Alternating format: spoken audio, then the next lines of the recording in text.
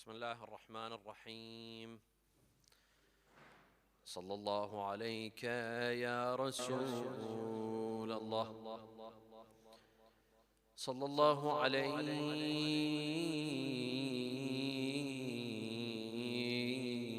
يا سيدي ويا مولاي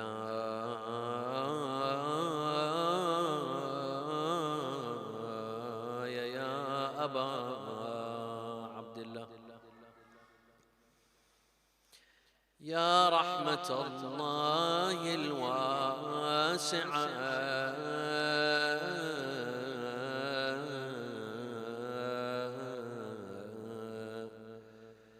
ويا باب نجاة الأمة ويا عبرة كل مؤمن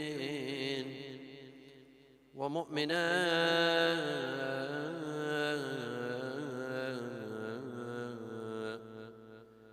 يا ليتنا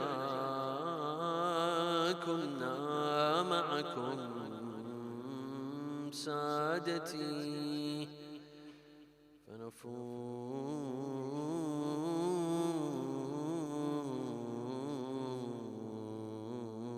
فوزا عظيما.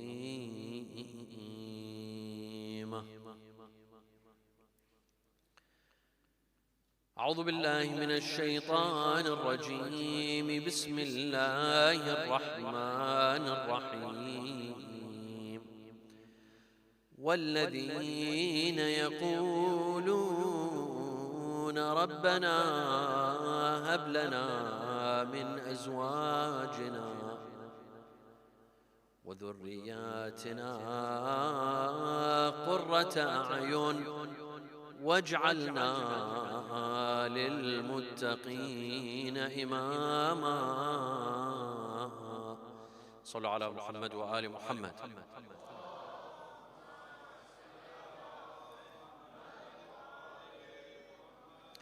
There are countless amount of families that complain of having rebellious teenagers. A rebellious teen, a rebellious son or daughter in the house. What do we mean by rebellious teenagers? Teenagers that are not submissive, they don't listen, they don't follow instructions, they don't abide by the rules and the laws of the house. They constantly argue, question, object to the rules of the father, of the mother. You can't get them to pray, or you can't get them to pray on time.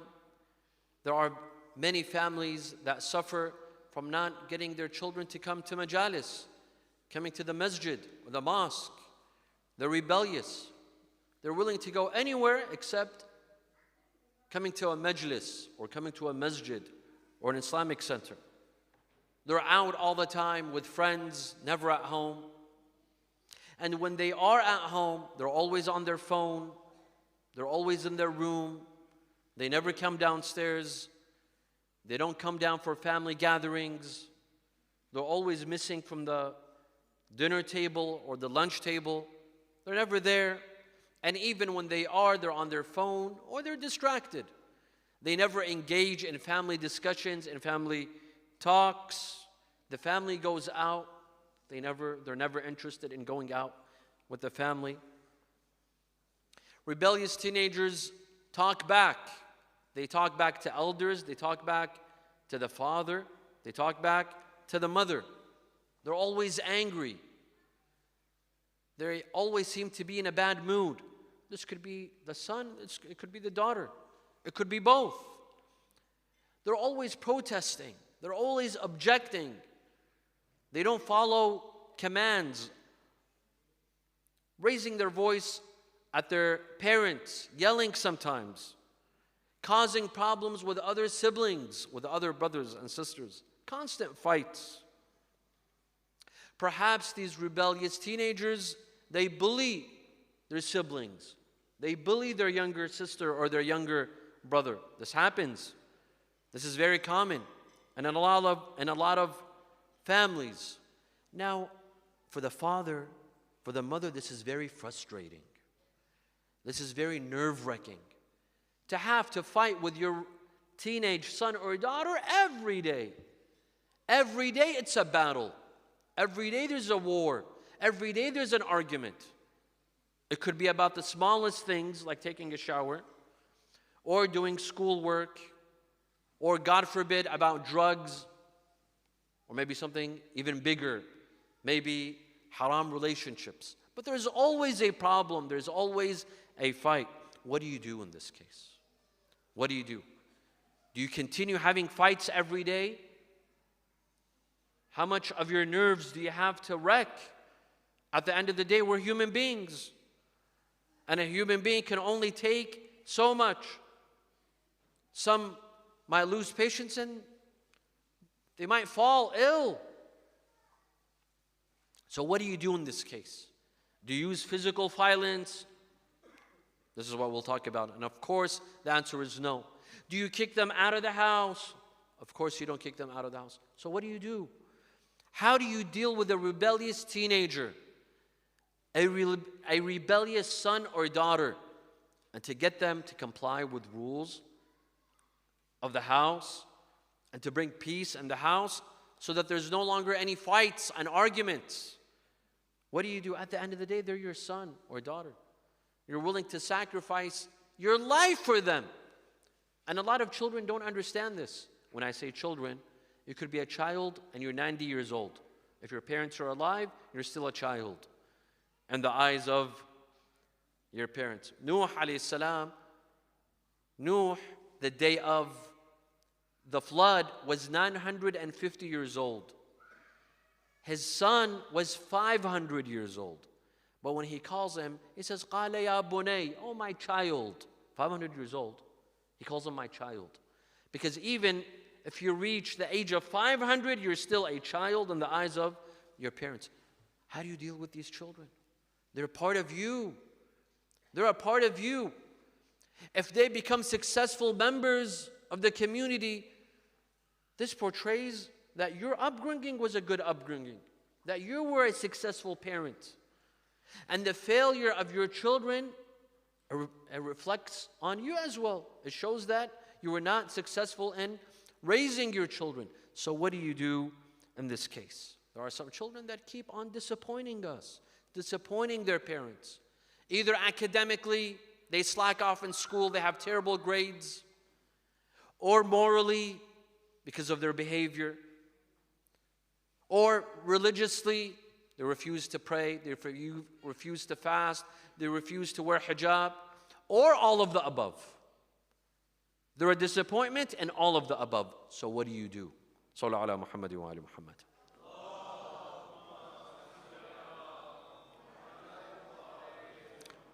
First of all, my dear brothers and sisters, first of all, know that you are not alone.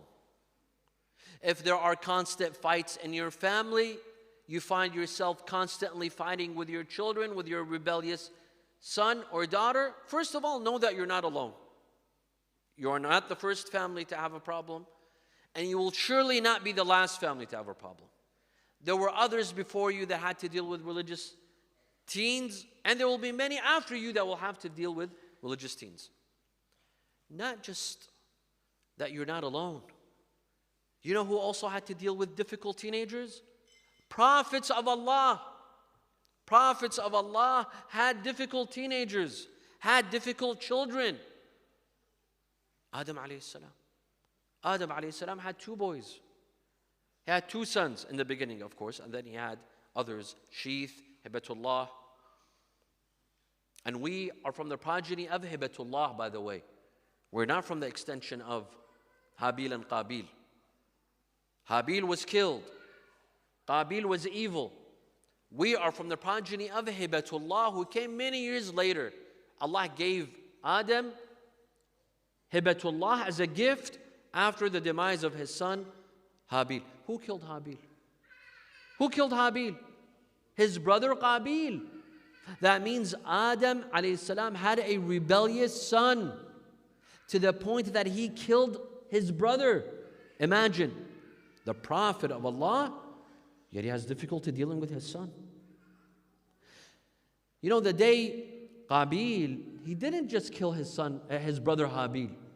The day that Adam alayhi salam died, that day was a day of partying for Qabil.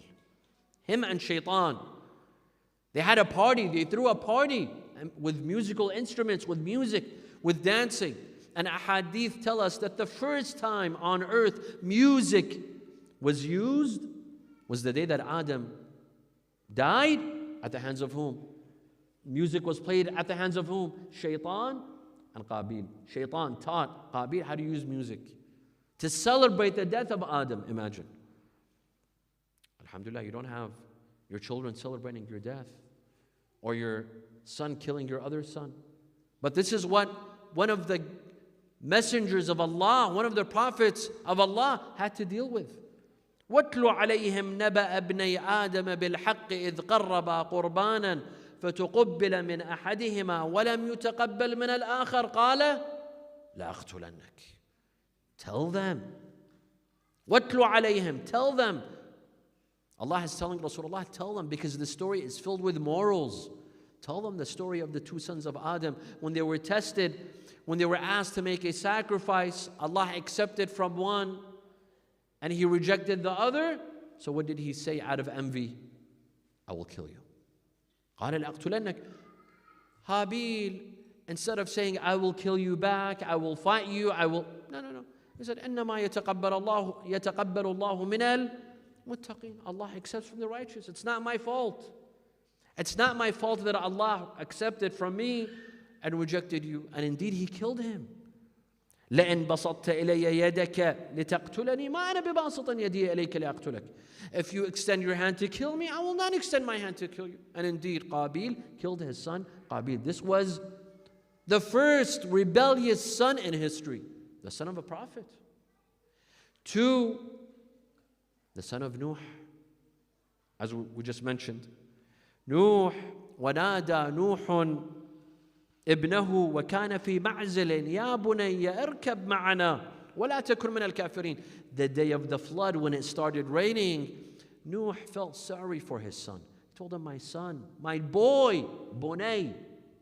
Bunay means my small boy. He was 500 years old. Come, ride the ark with us. قال سآوي إلى جبل يعصمني من الماء. I will go stand on a hill and I will be rescued from the flood. قال لا عاصم اليوم من أمر الله. Today you will not be rescued. You cannot run away from the will of Allah. Come into the ark of salvation. And today we are in the majlis of the ark of salvation. مثل أهل بيتي فيكم كمثل سفينة نوح. The family of mine is like the ark of Nuh. من ركبها نجا ومن تخلف عنها هلك وغوى. He who rides the ark of salvation of the Ahl al-Bayt, they will be rescued. And those that refuse, they will perish. And of course, we have the greatest of all of salvation of arks, أن الحسين مصباح هدى وسفينة نجاة. صلوا على محمد وعلى محمد.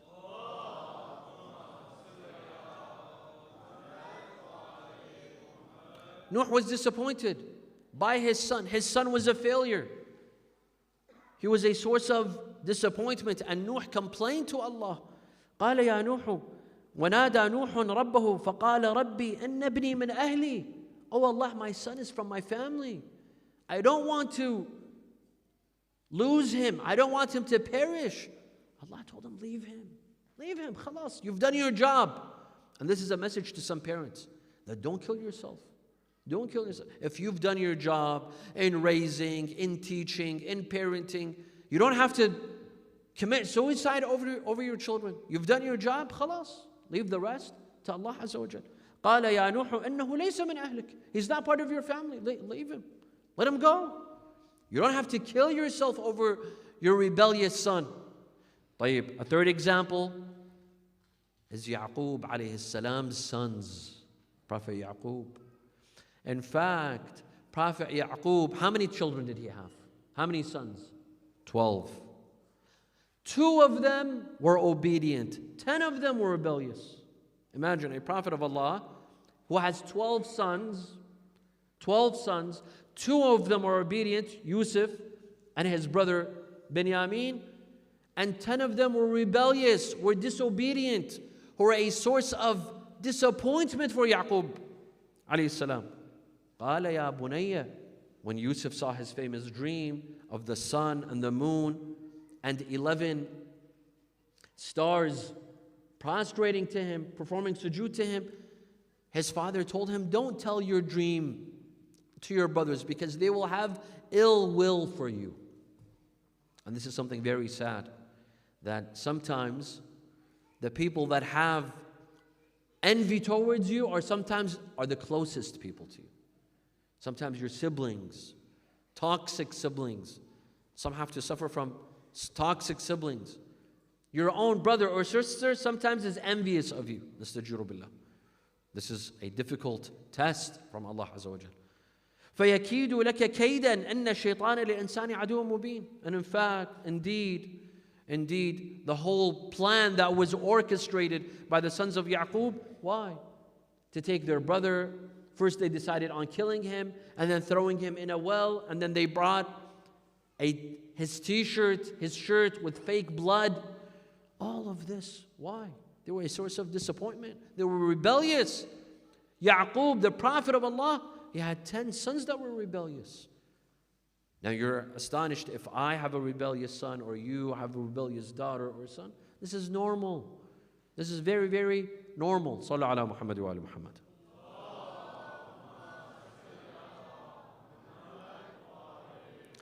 We come to this other segment of our lecture, and that is, why are some teenagers rebellious? We have to understand.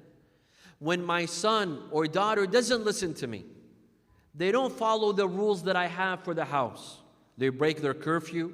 They're always on their phone. They go out with friends that I don't like, that I don't approve of.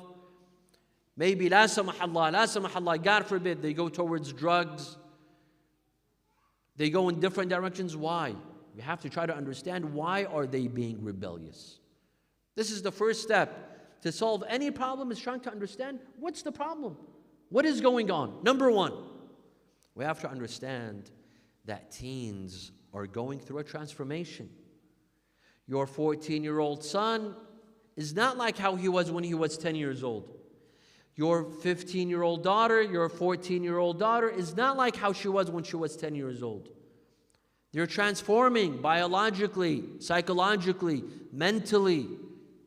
They're transforming. Their body's transforming. They're becoming young adults. There's a lot of transformations that are happening in them.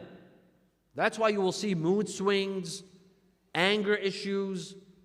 They have temper, they have a sharp tongue. It comes with this stage. This is a stage. It's the stage of puberty. It's the stage of maturity. This is normal. Every teen has to go through this. Every teen has to go through this. Every son or daughter, every child has to go through this stage where they're transforming from children into young adults. And sometimes they don't know what's happening. They don't understand the transformations that are happening inside their body, physically, mentally, emotionally, psychologically. You have to cope with them. First of all, understand that this is a stage. What do I mean by a stage? That means it's temporary. Every stage is temporary. It's not meant to be forever. So if they have temper, if they're angry, if they protest, if they object, this is not going to stay forever. This is temporary. They're going through a stage. They're becoming adults. And hence you see children in this age, or young teens, they do things to try to prove themselves as adults. They do things that adults do. What's the first thing they do? Smoke cigarettes. They're 13, 14, they pick up cigarettes. Why? Not because they taste good. Believe me, cigarettes do not taste good. And they smell. And this is a horrible habit. I'm not telling you it's haram, but it's a horrible habit. And it's addictive. But why do they do it? Because they see adults doing it. So they associate smoking with adulthood. It's the cool thing to do because adults do it. So when they start smoking, they feel they've become adults. Or they want to drive. Why? Because who drives? Adults drive. Driving is associated with adulthood. And hence they love driving. They want to get their license. They want to drive. This is a stage. Cope with them. Be patient. It's a stage and it will pass. This is number one. Number two, my dear friends, there's a very important point. Sometimes we parents, we cause our children to become rebellious. Yes. Sometimes I'm the reason. You're the reason. Parents are the reason. The mother, the father is the reason. How? When we spoil our children, spoiling them too much. There's nothing wrong with spoiling children, but there's a limit. When you exceed the limit, you will cause this son and daughter to turn against you. Don't think that you're doing them a service. Yes, there's nothing wrong with taking care of your children, spending on them, going on a vacation, going on a journey, buying them what they want, but everything has a limit. When you spoil them too much, when you buy them everything they want, when you never say no to your children, this will backfire. Because you're sending them the wrong message. What is the message that you're sending them? That I am willing to buy you whatever you want. I am willing to provide you with whatever you want. And I will let you have whatever you want. This is wrong. This is wrong. What happens if, God forbid, tomorrow you leave? You leave this dunya. You have a child that has been spoiled, that has been used to having a father and a mother that says yes all the time. What are they going to do tomorrow? You think that you've prepared them for the right future? No, you've destroyed them. They have to learn how to become independent. They have to learn the value of money. They have to learn that money has to be earned and not wasted. How to spend economically and not wastefully. Also, another problem in spoiling some children, and I see a lot of parents, they commit this mistake. What? They justify everything for their children. Any mistake performed by the rebellious teen or son or daughter, parents justify. Yeah, my son, he's going through difficulty. They just make excuses, make justifications, always justify, justifying their mistakes. The mother justifies to the father justifies to the mother. This has to stop. You can't always justify. Don't always justify for their mistakes because you're sending them the wrong message. You're telling them that you can get away with anything and I will not hold you accountable. This is a mistake. Our sons and daughters have to know that there's a limit. There's a line. There's a red line. They will be held accountable. They can't get away with whatever they do. Any mistake they do, we justify. This is a mistake. This is wrong. Yeah, they have to learn that to receive your good graces, they have to earn it. To receive your respect, they have to earn it. It has to be earned. It's not given. It's not passed out. Correct? Sometimes we cause them to become rebellious. Sallu ala Muhammad wa ala Muhammad.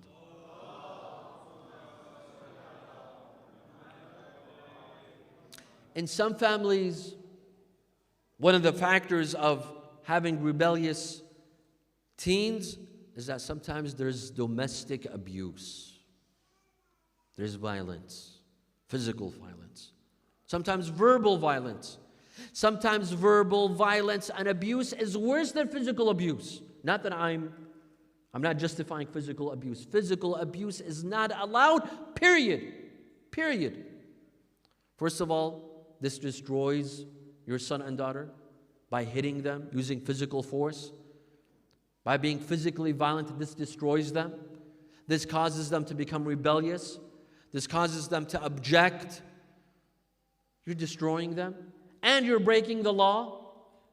and you're risking for them to be taken away from you, or you might end up in jail, this is a mistake. When children see that there's domestic abuse in the house, the father is being violent, the mother is being violent, physically, emotionally, verbally violent, this is a mistake. Some parents are toxic. Some. It's even a small fraction. They can be toxic. This is a mistake. No. Don't say, well, back home in Iraq, my father would take out his belt. Guess what? You're not in Iraq. You're in Manchester. And it's not 1939. It's 2024. I don't care what your father used to do. I don't care what our families... It doesn't matter how you were raised. What matters is how you raise your children. Don't think that the mistake performed by your father or mother entitles you to perform the same mistake. No. You're not entitled to do the same thing. We live in a different time, in a different place, in a different culture, in a different country with different norms, different laws. Different laws. This is something very serious. Instead of being physically violent, put rules, put regulations. There's other ways of implementing rules in the house. You don't have to use physical violence. This is a mistake. Rasulullah sallallahu alaihi wasallam, the imams were never physically violent. Not with their children, not with their wives. Some say, the Quran says, you may beat your wife. First of all, many people have misunderstood this verse. Second, none of the prophets, and especially our prophet, nor the imams were ever physically violent with any of their wives. Never. Never. Or with their children. We have to learn from their sunnah, from their teachings, of how they behaved with their spouses and how they behaved with their children. طيب. Number 4, we have to try to understand, why is my son being rebellious? Why is my daughter being rebellious? Maybe there's a problem. Maybe in school they're having difficulty. Maybe they're being bullied. Bullied, yes. This is something real. Being bullied in school is something real. And a lot of our children don't tell us about it. They're ashamed or they're embarrassed. But my son, my daughter might be being bullied at school. Maybe for hijab. Maybe for their accent, maybe for their color, for any reason. Maybe they're being bullied, but they don't know how to behave. They come and take it out on us. They go into their rooms. They get stuck upstairs in their rooms. They're always on their phone. They're angry, but there's a reason. We have to try to understand what the reason is. Don't just say, my son is intolerable, my daughter is intolerable. Try to understand why. Maybe there's a reason. Maybe you can fix the problem. If they're being bullied, you switch schools, or you go to the administration, or you discover who is bullying them, who is hurting them. Maybe they're going through depression. Maybe they have anxiety for any reason. For any reason. And today we have 1,001 reasons for depression and anxiety. Let's not put the blame on them. Let's try to understand, why are they exhibiting such behavior and becoming rebellious? Try to understand and maybe solve the problem.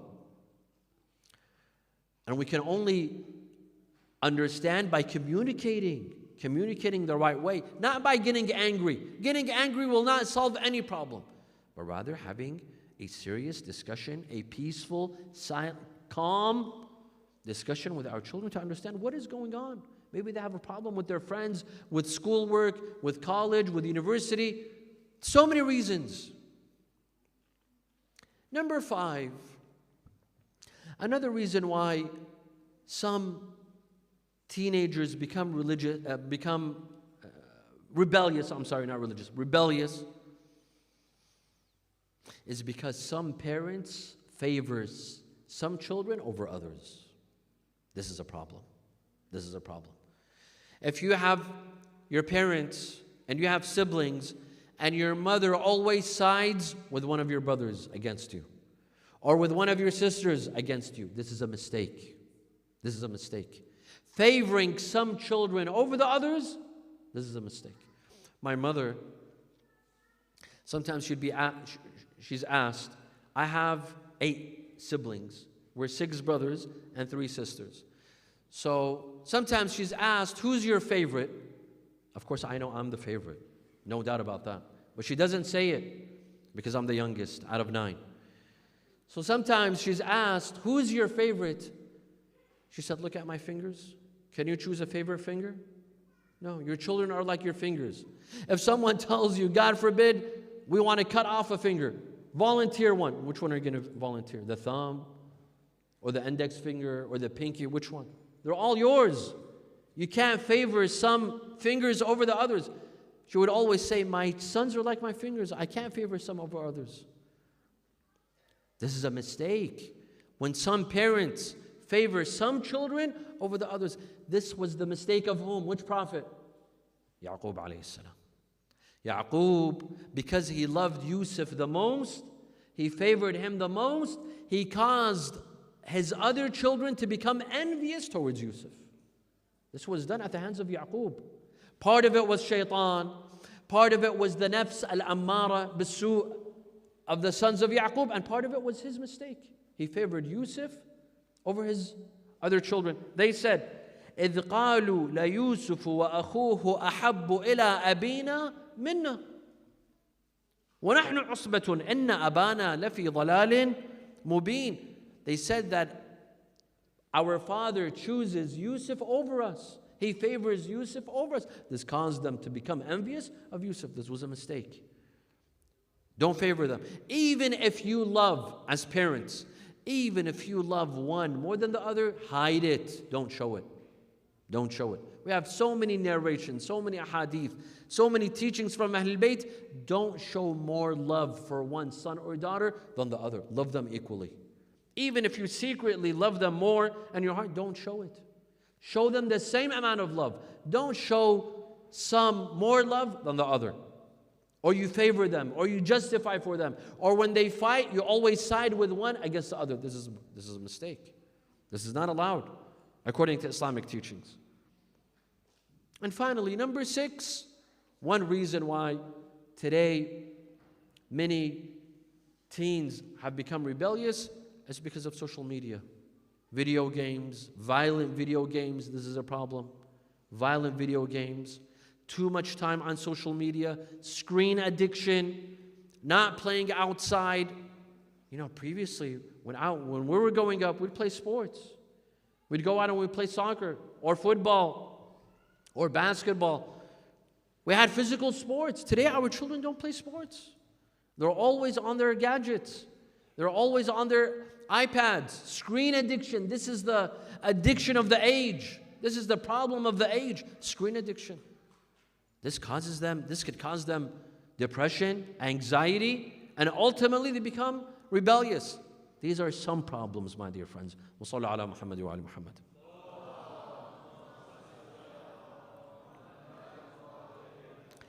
Here, I will mention some recommendations before going into reciting the musibah of Fatimiyya Zahra. Number 1, my dear brothers and sisters, parents, those who are parents now or future parents, inshallah, always stay calm and collected. When having a discussion with your son or daughter, do not get angry. Try your best not to get angry. Stay calm. Stay reasonable. Stay rational. When dealing with them, try not to get angry. Also, set reasonable rules and let them know in advance. Don't set rules at a spontaneous time, whenever you like it, and then your son or daughter says, when did you set this rule? I didn't know about this rule. You said, no, well, it is now a rule. It doesn't work that way. When you set a rule, tell them in advance. If you want them to come back, for example, at 10 p.m., don't wait when they're out at 11 p.m. You call them and you say you've broken a rule.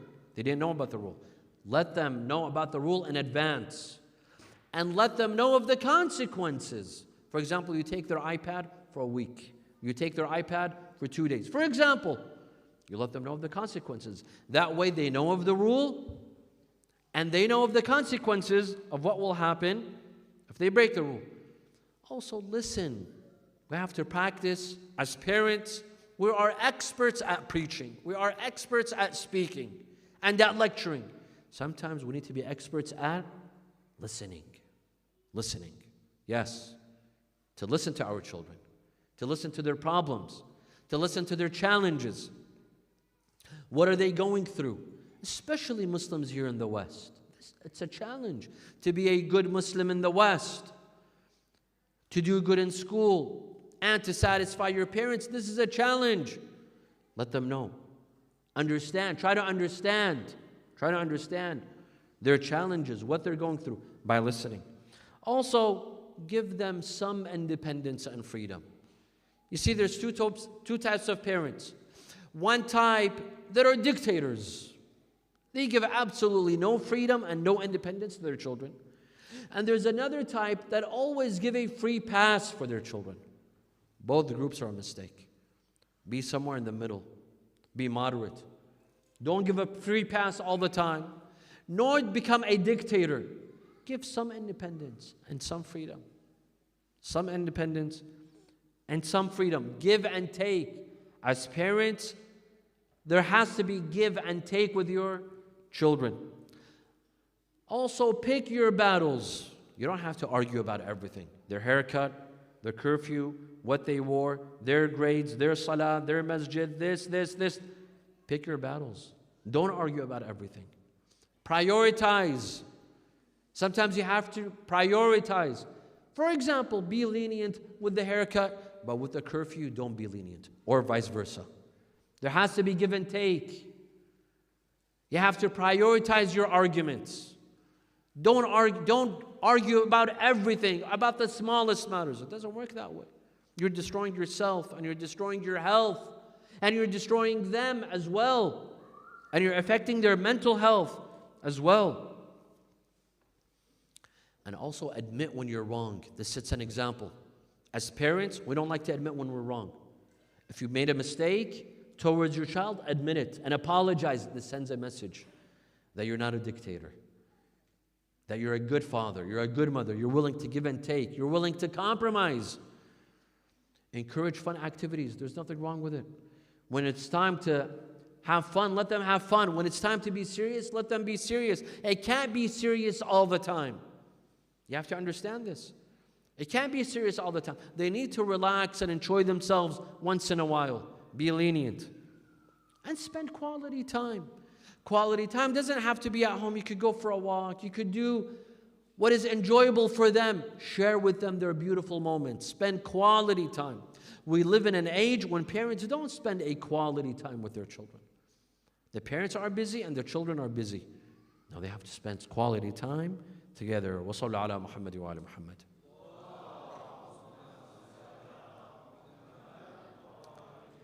Fatimiyya Zahra alayhi salam was a great mother. And she was a great parent. But you know how she would parent? Not with lecturing.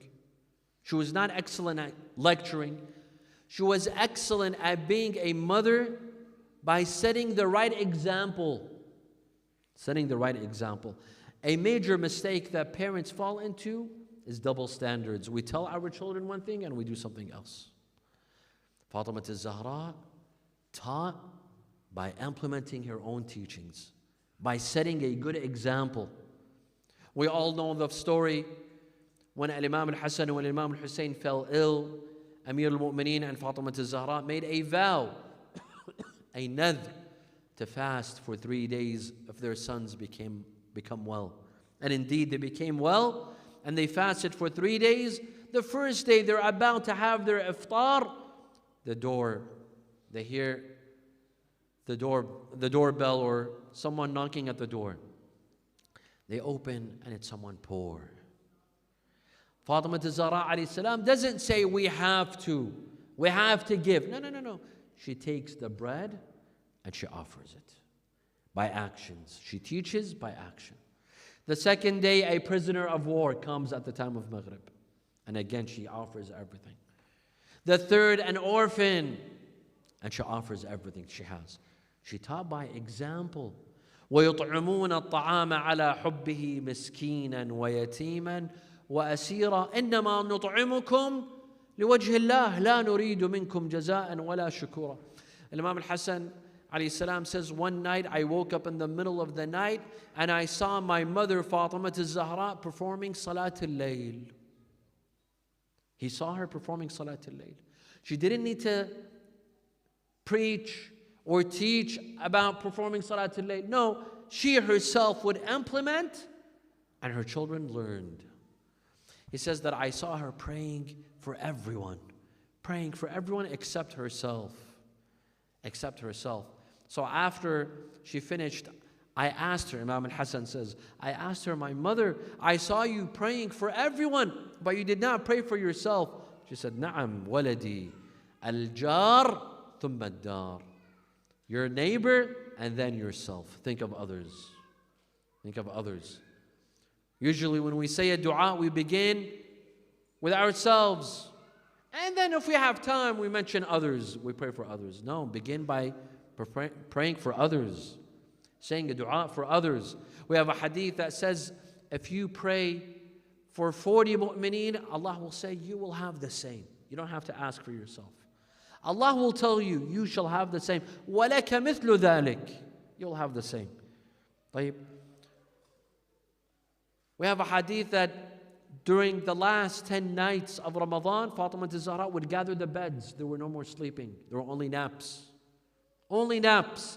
The Ahlul Bayt during the last 10 nights of Ramadan would not sleep an entire night. They would only take naps here and there because all of the beds were taken. This was a lesson.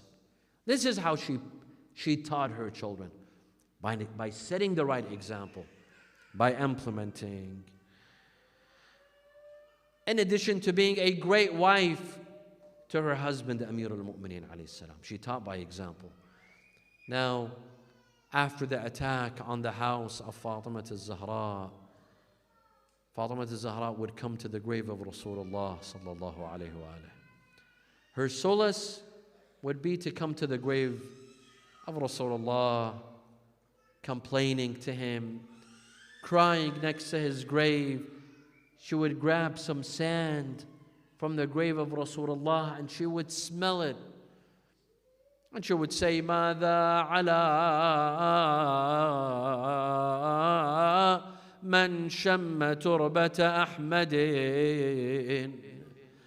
ألا يشم مدى الزمان غواليا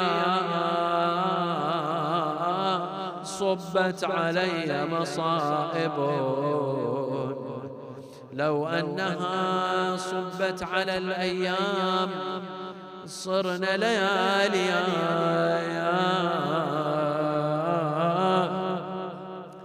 The people of Medina came to Amir al-Mu'mineen alayhi salam. They told him, Ya Amir al-Mu'mineen, tell your wife Fatima to either cry during the day or during the night. She cannot cry both day and at night. When she cries during the night, we cannot sleep. And when she cries during the day, we cannot work.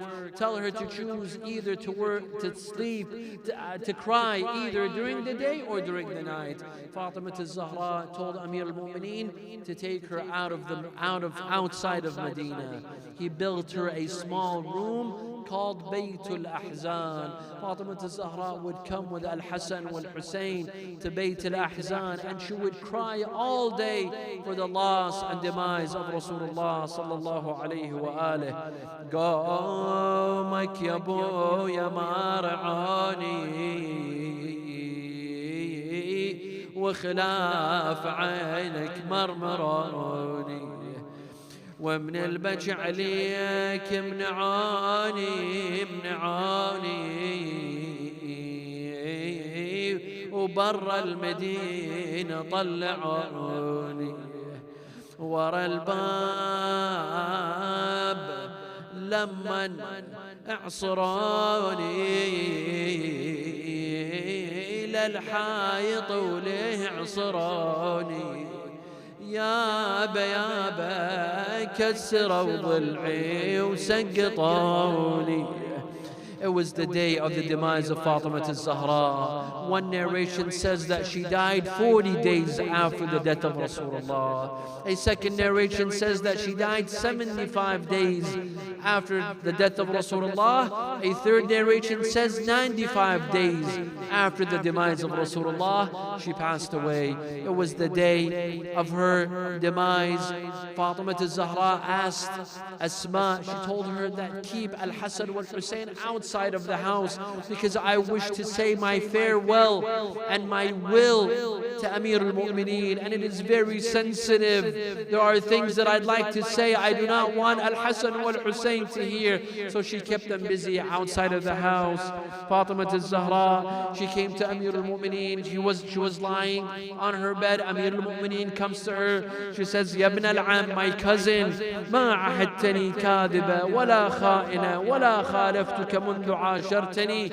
Oh my cousin, Ya Ali, did you ever see me disobey you or dishonor you throughout your life? He said, Na'udhu billah, you Fatima, did you ever disobey me or you ever disrespect me? You are greater than this, Ya Fatima, to say these words. And then she told him that I'd like to say my last farewell to you and my last will to you. أوصيك أن لا يشهد جنازتي من هؤلاء الذين ظلموني.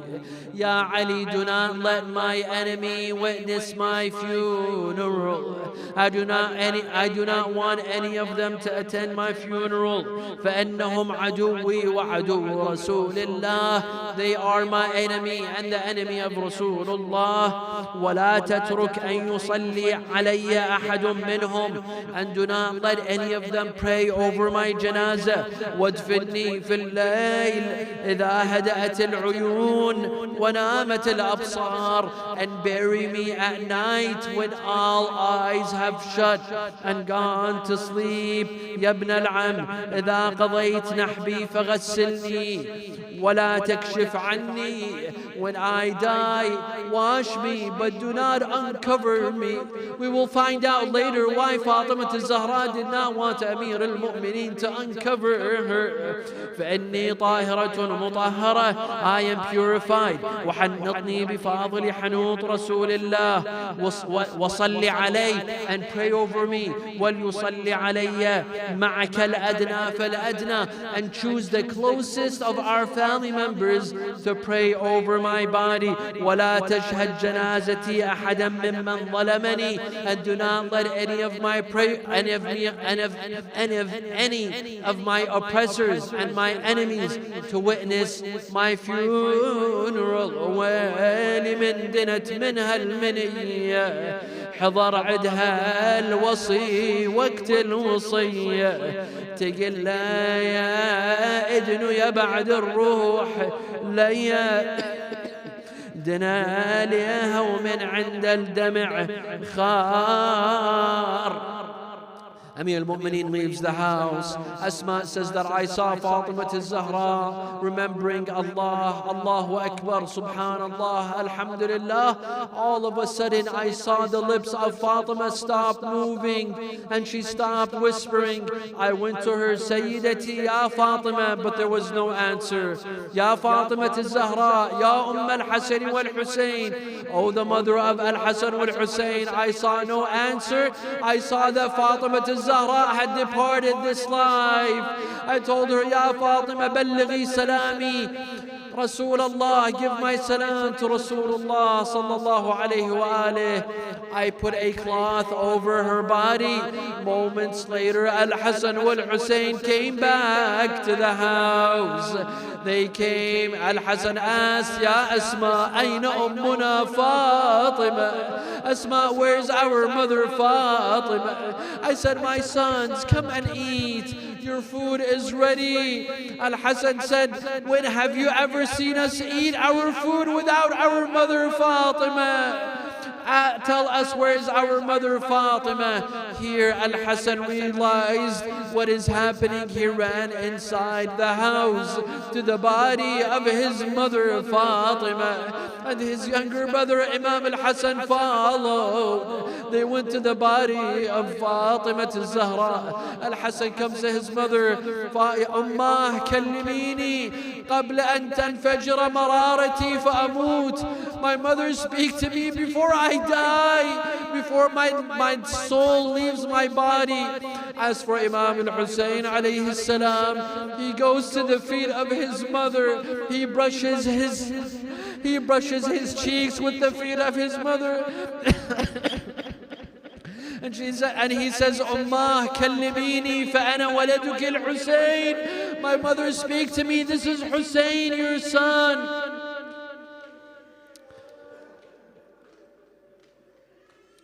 لا حول ولا قوة إلا بالله العلي العظيم. إنا لله وإنا إليه راجعون. وسيعلم الذين ظلموا أي منقلب ينقلبون. نسألك اللهم وندعوك باسمك العلي الأعظم الأعز الأجل الأكرم يا الله. Raise your hands in dua. Don't forget your brothers and sisters in Gaza and southern Lebanon, all across the world. Remember your parents, remember your children, remember your siblings, remember your neighbors, your friends. Remember them in dua. نسألك اللهم وندعوك باسمك العلي الأعظم الأعز الأجل الأكرم يا الله. اللهم لا تدع لنا ذنبا إلا غفرته، ولا هما إلا فرجته، ولا عيبا إلا سترته، ولا خوفا إلا آمنته، ولا رزقا إلا بسطته، ولا شملا إلا جمعته، ولا مرضا إلا شفيته، ولا غائبا إلا حفظته وأدنيته، ولا حاجة من حوائج الدنيا والآخرة لك فيها رضا ولنا فيها صلاح إلا قضيتها ويسرتها يا أرحم الراحمين. ولأرواح المؤمنين والمؤمنات والعلماء والشهداء نقرأ سورة الفاتحة مع الصلوات.